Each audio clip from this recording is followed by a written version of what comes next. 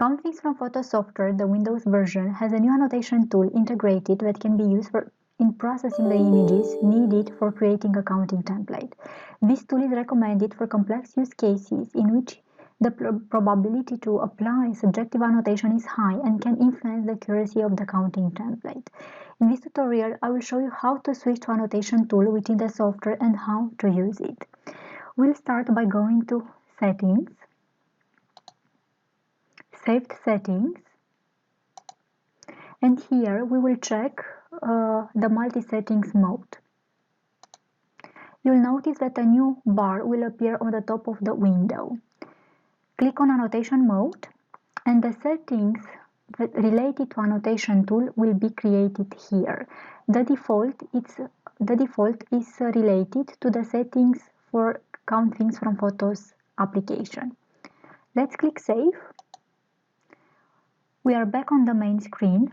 Here you have the settings for the default, as I said, related to CountThings from Photos software, and the Annotation Mode related to the Annotation tool. If I click on it, you will notice that the entire interface of the application changed. So we are now in Annotation tool. If you want to go back to CountThings from Photos software, just click Default. Let's start annotating. Open an image, select the image you want to annotate. I will start by drawing the tag using the mouse, like this.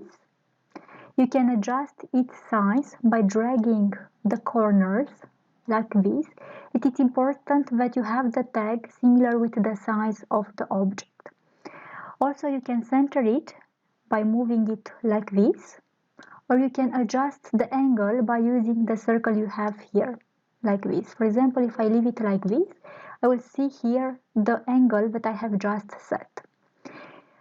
If you're happy with the adjustment that you made to your tag, just go and enable add-on click and continue adding tags just by clicking on the object. It is important that the tag is centered on the object, so don't forget to do that. If I want to readjust again the angle, maybe the object has a slightly different angle than the others, just do like this. When I continue adding new tags, you will notice that the angle set a few seconds ago is gapped. So just continue adding new tag. If you want to delete a tag, just right click on it and delete it. If you want to delete all tags, you have the clear tags option here. After the image has been annotated, the next step would be to save it. So just click Save from this menu, and you will notice that this will appear. This green button will appear. If I open it, I will see the files that I have just saved. On your desktop, you will have the CountThings result created, and within it, you will have saved annotation folder that contains all the images that I have annotated up to now in this specific format. When the images have been annotated, it will be needed to upload these files to the Dropbox link that we are going to provide to you in order to build a template. Let's move forward. Let's assume that we finished annotating this image and we want to move to the next. So I have here two buttons, Next and Save to Next.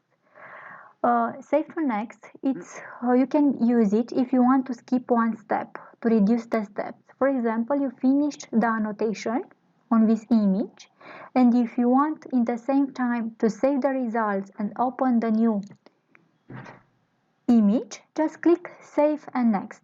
But because I have already saved it, I will just click Next in my case. The image has opened, so let's start drawing the tags. I will apply the same principles, just adding the tag because I have add-on click enabled. You will notice that your tag is slightly bigger, at least for this image, than the previous image. Why? Because the image has a different resolution. So even if the size and angle from the previous image are kept, you still might need to make small adjustments because of the resolution of the image. So in my case, the tag is bigger, so I need to make it smaller in this, like this.